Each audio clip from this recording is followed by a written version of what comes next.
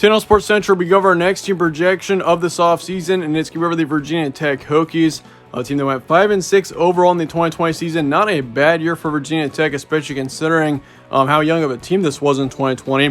But how will they be in 2021 is what we're going over here today.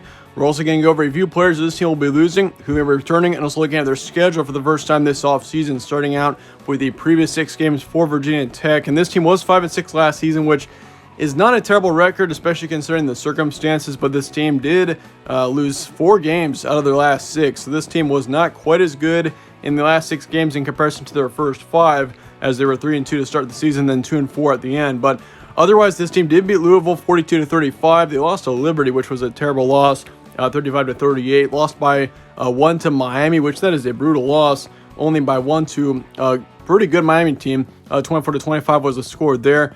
Then they lost to Pittsburgh 14-47. Not sure what happened in that game, but then they also lost to Clemson 10-45. Good thing is this team did finish off the season with a win against Virginia. That was a crucial win there for Virginia Tech, getting win 33-15. But otherwise for Virginia Tech, this team was 5-6 last year. Not a terrible record, but at the same time, this team had a lot more potential than I think they performed at, for that matter. But if you look at roster preview here, Hendon Hooker is transferring away, so he will not be with this team next season. But he had a decent impact on this team. He was not a great quarterback, not a top quarterback in the ACC by any means, but he did put up just over 1,300 yards, 9 touchdowns, 5 interceptions, as well as a 65% completion rate last season.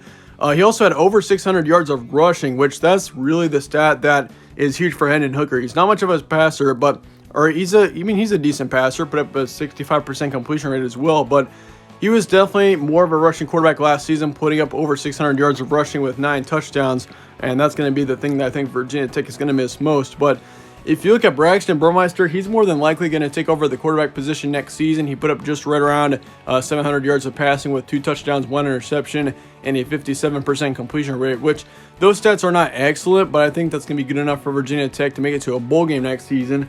He also had 200 yards of rushing last season, so it looks like he's going to be another dual-threat quarterback for the Hokies. But otherwise, looking at the running back core, you do lose your top running back, Khalil Herbert. That is definitely the toughest loss that this team is taking next season. He put up just right around 1,400 yards and 9 touchdowns. Big season for Khalil Herbert. And, he was a huge impact on this team last season. And that's through 11 games, too. That's not even a full season, and he put up nearly 1,400 yards. So he had a really good year for Virginia Tech. But otherwise, they do return their second running back, Raheem Blackshear. He's coming back. He's going to be the top running back for this team next season, more than likely, putting up just around 400 yards and 2 touchdowns. And then, of course, Tavion Robinson is also coming back at the wide receiver position, top wideout there, as he had just right around 650 yards, 3 touchdowns last year. Trey Turner is also coming back. Looking at him, he put up just right around 600 yards, so that's going to be big returning both of them. Same thing with James Mitchell, putting up just over 430 yards, 5 touchdowns. So the receiving core looks excellent for Virginia Tech. The running back position does have a question mark there, especially considering you're losing Khalil Herbert. But otherwise, for Virginia Tech, the returning production looks pretty good, I'd say, going into next season.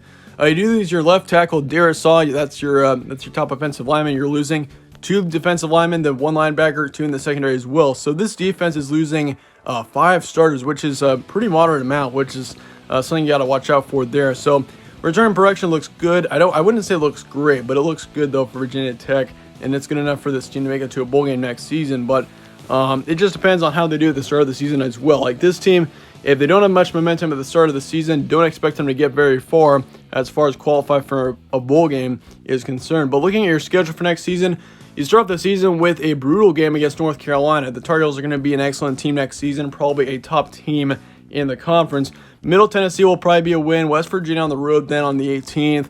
That's going to be your first road game against a Big 12 opponent.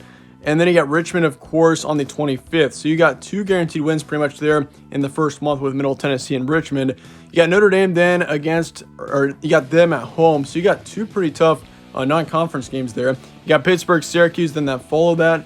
And then you got Georgia Tech on the road, Boston College on the road, Duke at home, then Miami on the road, and Virginia on the road. So, you stay at home for pretty much all of the first 2 months. Like, if you look at your first 2 months of action, you're only traveling to West Virginia and Georgia Tech, and that's it, which is pretty good. However, there's a consequence to that, because if you look at the last 5 games, Virginia Tech is on the road 4 of the last 5 weeks, which could definitely be pretty tough. They don't have their bye week in there. Their bye week is in a different spot, so it's not going to be at the end of the season where they need it most. But that end of the season is going to be really tough. You definitely want to go into the last 5 games with at least 4 to 5 wins if you want to make it to a bowl game next year. But looking at the first half of your schedule, I don't see any guaranteed losses in here, but I definitely think Middle Tennessee and Richmond will be guaranteed wins.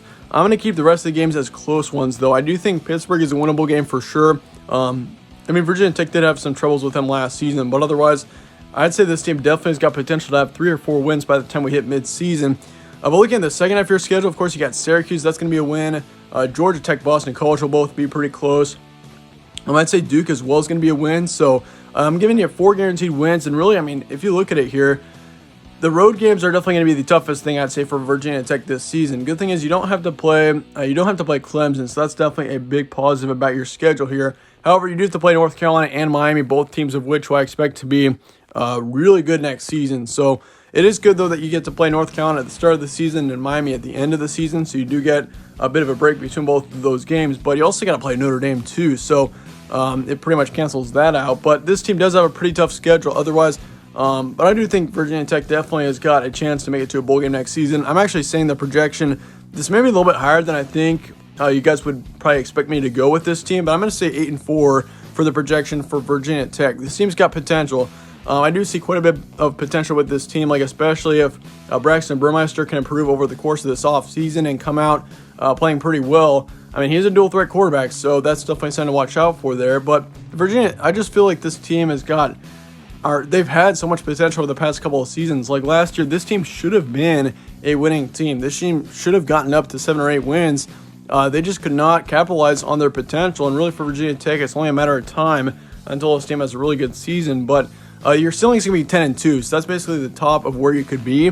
But 8-4 will be your projection for next season. The floor will be 5-7, so the floor is basically where I think is the lowest of the low for Virginia Tech next season. So there is quite a wide range for Virginia Tech next season. I'm saying between 5 and 10 wins for this team. This is a pretty unpredictable team for that reason, though, and with it being the schedule, too. The schedule is making it pretty tough for that. But your projection is 8-4 for Virginia Tech next season. I'd like to hear your thoughts, though, in the comments below on this team. Let me know your score or your record projections and all of that down in the comments. I do appreciate you guys all watching, though. Stay tuned for more from All Sports Central. I'll see you guys all later.